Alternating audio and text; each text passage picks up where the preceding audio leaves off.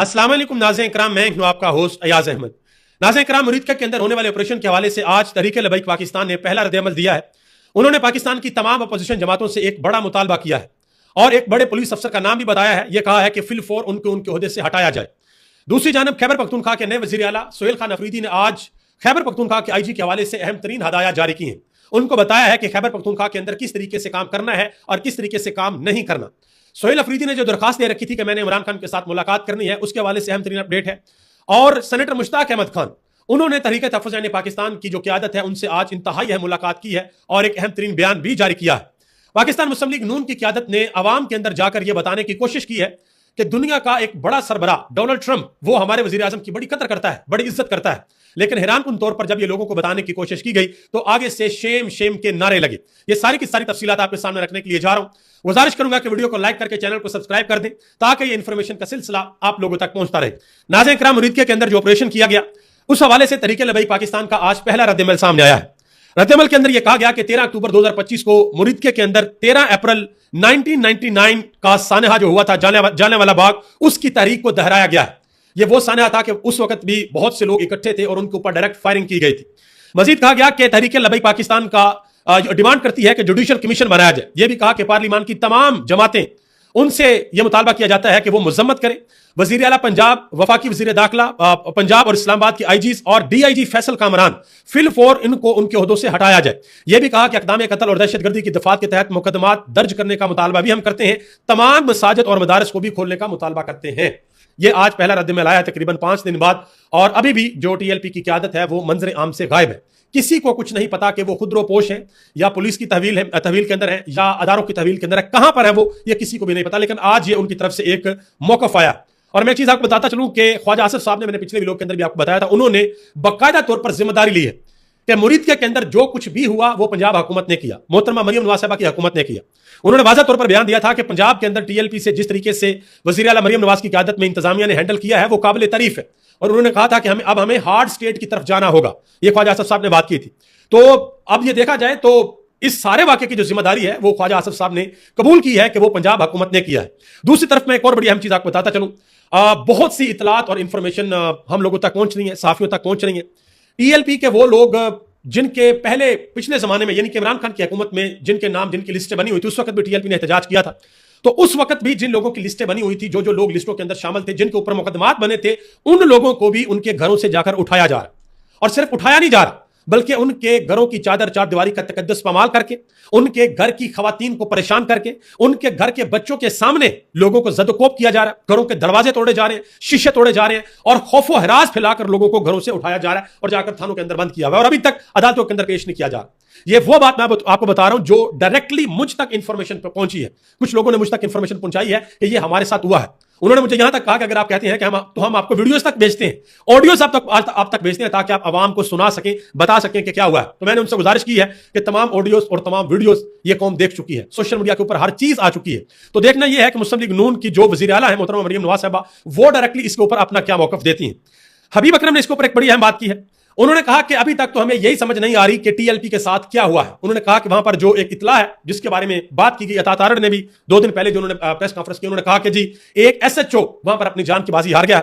हबीब अकरम ने कहा कि कम से कम हमें नंबर तो बता दें कि टोटल कितने लोग अपनी जान से गए हैं। उन्होंने कहा कि यह हुकूमत का फर्ज है, चाहे वो शरपसंद थे जो भी थे, लेकिन टोटल कितने अफराद अपनी जान से गए हैं इनको बताना चाहिए।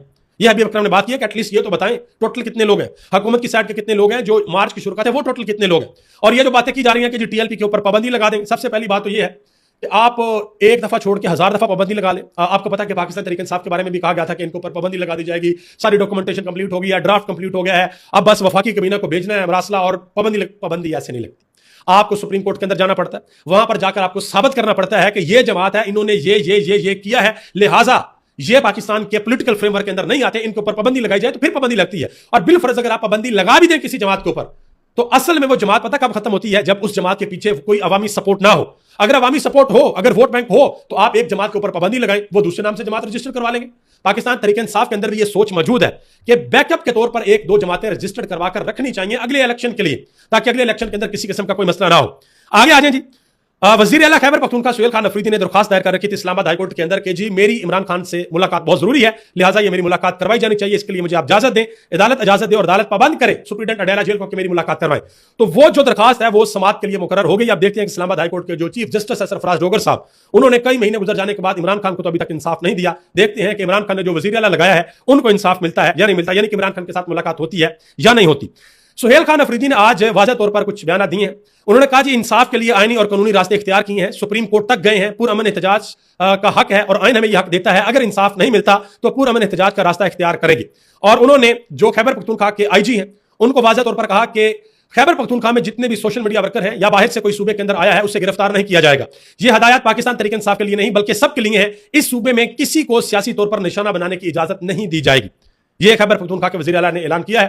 काश यह ऐलान पंजाब के अंदर भी किया जाए, सिंध के अंदर भी किया जाए, बलूचिस्तान के अंदर भी किया जाए कि सियासी तौर पर किसी को निशाना बनाने की इजाजत नहीं है कि आपका कोई सियासी मुखालफी ना उठाएं और जेल के अंदर बंद कर दें, झूठे मुकदमा दे दें, झूठी एफआईआर दे दें, लोगों को तंग करें, खौफ व हिरास फैलाएं। यह ऐसा नहीं होना चाहिए। ऐसा होने से मुल्क के अंदर जो पॉलिटिकल सिस्टम है, जो सियासी इस्तेकाम है, वो नीचे जाता है, ऊपर नहीं जाता, खराब होता है, वो सही नहीं होता। मजीद आगे आ जाए जी, सुहेल खान अफरीदी ने एक और बड़ा अहम तरीन ऐलान किया। उन्होंने कहा जी खैबर पख्तूनख्वा के अंदर जो लोग धांधली के अंदर मुलव्वस थे उनके खिलाफ कार्रवाई होगी और हर सूरत होगी, उनको हर सूरत सजा मिलेगी। यह वाज़ह तौर पर उन्होंने कहा। उन्होंने आज शौकत यूसुफजई के साथ एक इंतहाई अहम मुलाकात भी की है, ठीक है, सुहेल खान अफरीदी ने। और सुहेल खान अफरीदी को देखते हुए अब तहरीक इंसाफ के जो दूसरे नौजवान हैं वो भी बड़े एक्टिव हो गए हैं। पाकिस्तान तहरीक इंसाफ के एमपी हैं शफीक जान, उन्होंने आज बड़ी सख्त बातें की। उन्होंने कहा कि इमरान खान और उनकी अहलिया बुशरा बीबी इस निजाम के खिलाफ चट्टान की तरह खड़े हैं। उन्होंने कहा कि नवाज शरीफ जनरल जिलानी की पैदावार है। मजीद उन्होंने जनरल फैज हमीद के हवाले से भी कुछ बातें की हैं, कुछ और बड़ी सख्त बातें भी उन्होंने आज की हैं। आगे आ जाए जी, अता तारड़ साहब ने सुहेल खान अफरीदी के ऊपर जो इल्जाम लगाया था कि सुहेल अफरीदी एक क्रिमिनल माइंडेड आदमी है, रिकॉर्ड याफ्ता है, इसके जरिए सूबे में दहशतगर्दों को पनाह देने की कोशिश की जा रही है, हम ऐसा नहीं होने देंगे, सिक्योरिटी पुलिस काबुल में नहीं इस्लामाबाद के अंदर बनेगी। तो अता तारड़ को उनकी अपनी जमात के एक बंदे ने, बैरिस्टर अकील मलिक ने कहा है कि वज़ीर इत्तलात अता तारड़ ने वज़ीर आला सुहेल अफरीदी पर जो इल्जामात लगाए हैं उनके सबूत भी उनको देने चाहिए थे। तो सबूत भी आप दें, इल्जामात लगाने तो बहुत आसान है। इल्जामात तो ये भी लगाए जाते थे कि इमरान खान पता नहीं कोई नशा वशा करता है और फिर इमरान खान ने इन सब के सस्ते नशे उतार दिए जेल के अंदर जाके। यह भी कहा जाता था बहुत डरता है गिरफ्तारी से, यह भी कहा जाता था चंद दिन भी जेल के अंदर नहीं गुजार सकता, यह भी कहा जाता था हुकूमत गिरी तो खली वली हो जाएगा, ये मिट जाएगी इसकी सियासत। लेकिन इमरान खान ने एक एक को गलत साबित किया। आगे आने दी, राना सनाउल्लाह साहब ने अपनी तरफ से बड़ी लॉजिकल बात करने की कोशिश की शाहजेब खानजादा के शो में। उन्होंने कहा जी क्या आइन के अंदर यह लिखा है कि वज़ीर आला अपने लीडर से मुशावरत करेगा? ये राना सनाउल्लाह ने बात की। तो आगे से शाहजेब खानजादा ने पूछा कि अगर आइन के अंदर यह नहीं लिखा हुआ कि वज़ीर आला अपना लीडर से मुशावरत करेगा तो यह किस कानून के अंदर लिखा हुआ है कि वज़ीर आला को उसके लीडर से मिलने की इजाजत नहीं है? यह बताएं कि यह कौन से कानून के अंदर लिखा हुआ है। कानून तो वैसे यह है कि नेशनल असेंबली का कोई भी मेंबर कभी भी किसी भी जेल के अंदर जा सकता है, किसी भी जेल के अंदर जा सकता है, लेकिन यहां पे तो भाई आवे कावे बगड़ा हुआ। आगे आ जाए जी, सेनेटर मुश्ताक अहमद खान उनकी तरफ आज गए हैं अहम तरीन रहनुमा तरीके तहफ़्फ़ुज़ यानी पाकिस्तान के रहनुमा, आज उनके घर गए हैं, उनके घर जाकर उनसे मुलाकात हुई है। तो उन्होंने आज अहम तरीन बयान दिए हैं। उन्होंने कहा कि पाकिस्तान के तमाम मसाइल का अडयाला जेल में बैठे अवाम के लीडर इमरान खान के पास है और उसका जो चोरी किया हुआ मैंडेट है वो उसको वापस देना चाहिए, अवाम के वोट का एहतराम होना चाहिए। उन्होंने कहा कि मैं तरीके तहफ़्फ़ुज़ यानी पाकिस्तान के साथ हूं, मैं मुल्क में जारी हर जुल्म के खिलाफ हूं और हर जुल्म के खिलाफ जो है वो साथ दूंगा। उन्होंने कहा कि मैं शुक्रिया अदा करता हूं कि महमूद अचकज़ई साहब का, अल्लामा राजा सरबाज का और अखवानज़ादा हुसैन साहब का कि उनके साथियों के हमरा वो मेरे घर तशरीफ लाए। मजीद कहा कि मैं ये यकीन दिलाता हूं कि इनको कि ये मेरी जदोजहद गजा अक्सर फलस्तीन के लिए इंशाल्लाह जारी रहेगी। उन्होंने कहा कि सीज फायर के बाद भी आज 28 लोग शहीद कर दिए गए हैं, पूरी आलमी बरादरी को इस कत्ले आम को रोक रखवाना चाहिए। मजीद कहा कि ये दो चीजें अहम हैं, नंबर एक जेनोसाइड के जिम्मेदार उनको कैफे करदार तक पहुंचाना और दूसरा फलस्तीन की आजादी। ये उन्होंने बातें की हैं। मजीद इसके अलावा अहम तरीन बड़ी खबर यह है, मुजम्मल असलम जो कि खैबर पख्तूनख्वा के अंदर अहम तरीन पोजीशन के ऊपर है, फाइनेंस के हवाले से मशीर है जी, उन्होंने कहा कि सबसे ज्यादा अफगान महाजरीन केपीके के अंदर है। वफाकी हुकूमत ने केपीके में अफगान महाजरीन के तमाम कैंप्स को डीनोटिफाई कर दिया है। ऐसा नहीं हो सकता कि आप एक रात में उन्हें वापस भेज दें। वजीर आजम ने गौर से हमारी बात सुनी और कहा कि वजारत दाखिला और सूबाई हुकूमत मिलकर निजाम बनाए ताकि अफगान महाजरीन की वापसी इज्जतदार तरीके से हो सके। आपको याद होगा कि सुहेल खान अफरीदी मीटिंग के अंदर नहीं गए थे, उन्होंने मुजम्मल असलम को भेजा था और वो बता रहे हैं कि वजीर आजम ने कहा था कि सूबाई हुकूमत और वजारत दाखिला मिलकर एक मैकेनिज्म बनाए ताकि लोगों की इज्जत से वापसी हो सके। लेकिन अब जो है वो वफाकी हुकूमत ने डायरेक्टली जो जितने भी वो उनके कैंप थे उनको डीनोटिफाई कर दिया। आगे आ जाए जी, नून लीग के रहनुमा है इख्तियार वली खान, उन्होंने आज पब्लिक प्लेस के ऊपर यह बताने की कोशिश की कि पाकिस्तान के वज़ीर आज़म की बड़ी इज्जत होती है। उन्होंने कहा कि वो ट्रंप जो किसी को मुंह नहीं लगाता, वो शहबाज शरीफ का माइक सेट करके कहता है कि आइए प्राइम मिनिस्टर साहब आपने कोई बात करनी है। उन्होंने कहा कि ये हमारी इज्जत है इस वक्त दुनिया में। तो आगे जो तलबा बैठे हुए थे उन्होंने शेम शेम के नारे लगाए कि शर्म आनी चाहिए आपको। और हुआ क्या था वहां पे हुआ यह था कि डोनाल्ड ट्रंप ने कहा था कि शहबाज शरीफ साहब आए, जो बैक स्टेज पे आप मुझे खूबसूरत बात कह रहे थे वो जरा यहां पे भी आके माइक के ऊपर कहें। जो मेरी तारीफें पीछे आप कर रहे थे वो इधर भी आके करें। तो वो तारीफें जो है वो शहबाज शरीफ ने पर की थी। और फिर जो आलमी साफी हैं उन्होंने जिस तरह की इमोजीज इस्तेमाल की थी कि जैसे बंदे को वॉमिटिंग आ रही होती है कि यार इस कदर चापलूसी, इस कदर ब्रांडेड बूट पॉलिश दुनिया के अंदर इसकी मिसाल मिलती है। मैं नहीं कह रहा, ये आलमी साफियों ने ये सारी की सारी बातें की हैं। अच्छा, मोहम्मद हनीफ ने इसके ऊपर बाकायदा तौर पर बीबीसी के अंदर एक कॉलम लिखा। उन्होंने कहा कि शहबाज शरीफ ने शर्म अल शेख में 5.5 मिनट में जो कर दिखाया वो एक फन पारा था। उसे बच्चे स्कूलों में देखा करेंगे, वो सरकारी अफसरान के ट्रेनिंग स्कूलों में सिलेबस में शामिल होगा, आर्ट गैलरी में वो उसकी नुमाइश होगी, शादियों पर DJ my favourite field marshal वाले जुमले को म्यूजिक पर सेट करेंगे और मस्त माहौल बना देंगे। तो मतीउल्लाह जान ने इसके ऊपर कहा कि मोहम्मद हनीफ की इस तहरीर के बाद शर्म अल शेख को शर्म अल शरीफ के नाम से लिखा और पुकारा जाएगा, जो शहबाज शरीफ ने वहां पर कारनामा सर अंजाम दिया। और ये एक सहाफी है और पाकिस्तान के नहीं, इंटरनेशनल मीडिया से इनका तल्लक है। इन्होंने कहा कि पाकिस्तान एक शानदार मुल्क है और यहाँ के लोग भी इंतहाई जबरदस्त हैं, लेकिन यह देखना कितना अफसोसनाक था कि पाकिस्तान का वजीर आजम अमलन एक जूते पॉलिश करने वाले के दर्जे तक जा पहुंचा।